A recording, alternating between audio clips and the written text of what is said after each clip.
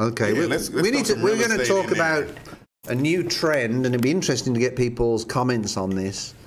We've dealt with it through Central Olympian. And yeah. So actually, I had this on here last week, but we just didn't get to it. Yeah, we did. Okay, that's why I added it back on. Okay. Yeah, and basically, I just did all my legalese stuff, my updated classes and stuff as broker of Central Olympian and the corporate broker. And there was a class out there which is affordable homes, and I really think it's a really cool class to do. In the next couple of weeks, we're going to be linking a link where people can go on if they want to do some of these classes, and if they want, and they get discounts by using one of our discount codes. And it's available to our agents, but we're going to share it with people on the podcast if they want to sort of come on. But one of the most interesting parts of the class, and I really enjoyed the class, was about affordable housing and the way things are changing and trends that are doing. And it was basically, we're going to sort of talk about tiny homes, container homes, and manufactured homes, formerly known as mobile homes, and how the developments have done and what pushes the cost up and what doesn't push the cost up. And it's interesting because the likes of Elon Musk has been, he bought a tiny home. And some of these tiny homes and container homes are just unbelievable. bro. The way that they bring them to the site and just kind of unfold them and erect them in one day, it's crazy. The part that's interesting about it is, with a traditional home, there's a construction company, it's built on site. What's interesting about small homes, container homes, and you can basically buy a container from $1,800 right to $2,500. And so what a lot of people do in and now, we've got an agent in this office at the moment, he just bought 4 lots. He's looking at putting container homes on them. Oh, really? And there's some people that are even using tiny homes, in the back of some of their properties for Airbnbs. It could work. They are full functional homes. They're just small. So, which leads me on to a question, because you're the loan guy. Right. You're the loan guy. I mean, if it's a container home, is that financeable? Technically, no. We do stick-built homes, manufactured home, which I'm assuming the way that they're constructed, the tiny homes would probably fit into that category. But the biggest deal when you're dealing with that type of thing is attaching the land to the property. Okay, so let me give you a scenario. My dream. This is just me, Stephen Williams' dream. Okay.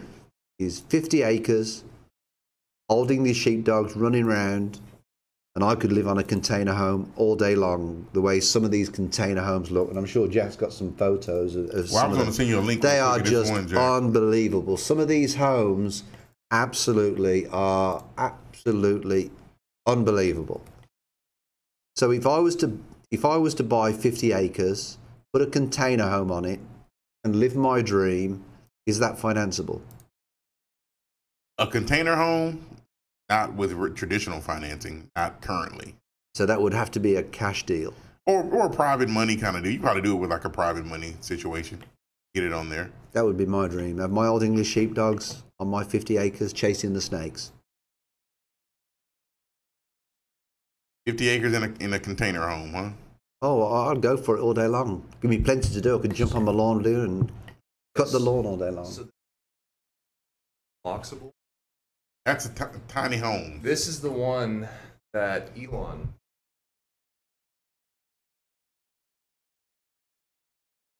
faces. Yeah. $1,000.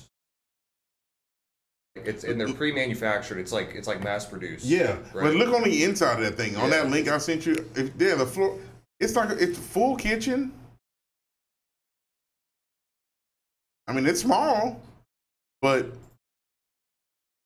in New York, you've got a guy living in a dumpster. in New York, you guys might be living in this, and they're paying $3,000 a month. Right, Jack. Have you got that link that I sent you regarding the definitions of the different homes? Yeah, so for $50,000 or $50,000, like a 15 50 grand, I'll tell you right now. But is that financeable?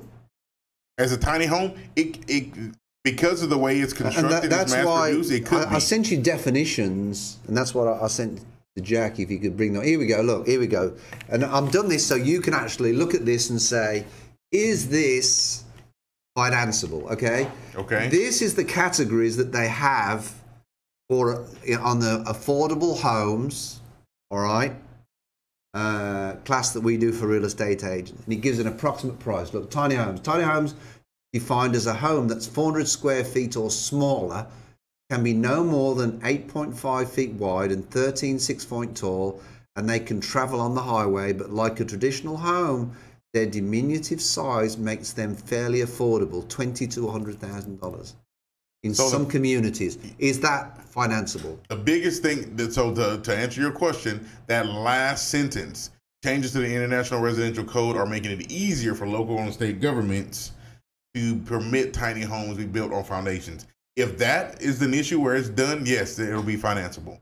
Because otherwise, it's like a recreational vehicle. What they just said, like an RV, big Winnebago kind of. Okay, because I've got examples of these with photos in the next slide that I sent to Jack. Okay, small homes. A small home is bigger than a tiny home. Small homes can cost more per square foot than larger homes because of packing expensive amenities into a smaller space, but are more affordable to purchase, and their heating and maintenance costs are also lower. Replace a roof on an 800 square foot home and you may spend $10,000 more. But on an 800 square foot home, it will cost you about half the amount. As a baby boomers age and empty their nests, smaller homes become more desirable. Is that affordable? That sounds like a regular home. It's just small. Okay. And then I'm going to tell you why they're that much cheaper in a bit. But is a small home, is that financeable? It sounds like it would be. Sounds like that is just a traditional home. Okay. Now, this is my biggest question. Shipping container homes. Okay. Shipping container homes are just what they sound like. Shipping containers that have been converted into houses. Shipping containers can be purchased online and delivered, then assembled on a matter of weeks. Containers usually come in 1 or 2 sizes, 20 by 8 foot, 40 foot by 8 foot, 16 foot, 1,600 square foot to 320 square feet. They range in cost from $50,000 to $80,000, not including the land on which they place them. But that's when they're fully fitted out. You can actually buy just a bare container. You've got to complete between $1,800 and $2,500. Right. Then go down to the next one. Can you just scroll down a bit, Jack? And then on this one, basically, a modular home is basically a mobile home. Oh, well, it's modular. Actually, it's more. No, that's a manufacturer. Yeah, right. A modular home is builders who see the need for affordable housing want to capitalize on its building new modular smart homes, factory-built homes that can be used as ADUs. All right, stacked like Lego blocks. Yeah, it's like a prefab home, is what it is. Right, it's basically what it is. So those are treated. They can be financed. Right, and I manufactured homes, mobile homes. Manufactured homes are some affordable around, provided they're on approved foundations and are taxed as real estate. Rules vary by state. They can be financed similar to other properties. Well, that can be financed. Yeah. Then can you go down, Jack? And then I've got some photos. Yeah. And this is basically what some of the differences are. You know, site-built modular homes, regular standard homes, where it is built on site, suppliers, local construction companies, transportability, not designed to be moved, construction indicators, you know, must meet local building codes. That's a modular home? No. This is a regular home, so you've got a comparison. Gotcha. Okay. All right. Construction indicators, fully customizable, typical features in the area where the home is located. Construction indicators, fully customizable or typical quality. Certification tags, none. I don't know if they come to none, to be perfectly honest. But, you know, to me, there's normal building codes. And then go to the next one. This is where it gets real interesting. And I think the point really comes home is this is a modular home. Yep. Where it is built, factory. All right. Like tiny homes, where's it built? In the factory. Container homes, you now got companies buying containers customizing them for your needs, for your design, just Yep. like Elon Musk did. Suppliers sold through a retailer. So you go to a retailer, you basically tell them, well, this is what I want. Well, these are our designs. They design it. They custom design it for you. Or what dishwasher do you want? Or whatever do you want? And it's totally honestly affordable. It's treated like a home, like a regular home. Code requirements must meet local building codes. Construction indicators fully customizable. Typical features in an area. Construction indicators customizable, slightly limited by transportability requirements. But of course, you can get two of these things together and do like a double wide or whatever. Well, that's if you on the need to. manufactured. Modular is usually But can't you do that with modular? Modulars are usually prefab for what they're going to be. Oh, so already. it is what it is, sort of. It is what it is. Okay. Right. Typical of quality area and home stands and certificate stands, data plate present on interior cabinet door. And the next one is Your manufactured home. Sold through retailer, designed and towed to a contemporary or permanent location, meets HUD code. Right. So do you think that's the future to make homes affordable? Because at the moment we've got... What, the tiny homes? Yeah. Could be.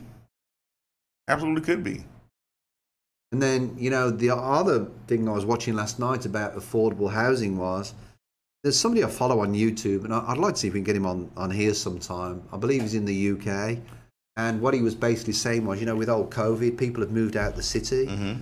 And now getting to the point where, you know, at one time, the start of COVID, everybody was worried about losing their job because of COVID, Right. and everybody was getting furloughed. Now it's a case of they don't want to go back to work because they like working in their house, they like working in their slippers, and all they want to do is to, you know, stay at home. And they're even turning jobs down at the moment because they just want to stay in their slippers at home and work. And they realise it's more acceptable now. And so that's another challenge, really, isn't it? It is. It absolutely Because normally is. what happens in real estate, and I say this all the time, is when gas prices are low, what do people do? They move out of the city. Because it's cheaper and then when to gas, drive, right. when gas prices go up, they move back in. Right. So that, in effect, is changing our business. It is. It's changing our business model. But I think these tiny homes things, they'll be a little bit more attractive to those areas that may not have that wide span of land where you can actually put these big homes.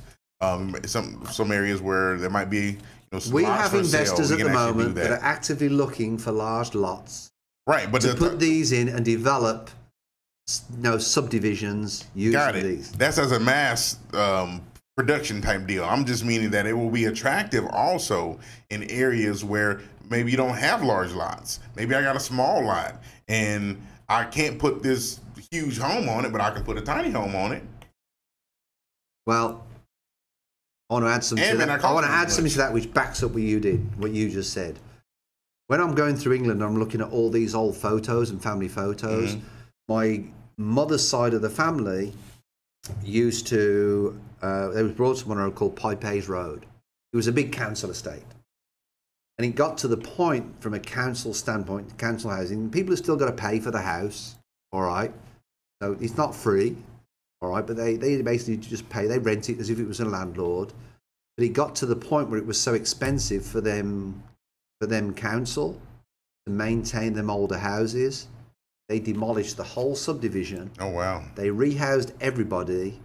Have a guess what they put in their place? Tiny homes. Oh, manufactured? And they are duplexes. And we went there to look at the church where my parents were originally met, because I wanted to take a photo of myself on the church steps where my parents got married. Mm-hmm. All right. And there was all homes very similar to this. Now duplex. Oh. I don't know if they're manufactured. What was the next one before that, Jack? Was it There's modular? a I think yeah. they were modular. Modular home. Okay. I got the idea that they were these, but they was basically built as like a duplex. So when we were in Costa Rica a couple of months ago, very similar setup. The guy we were with, a friend of ours, he said that the government came in, cleared off a bunch of land, and there was a ton of these houses.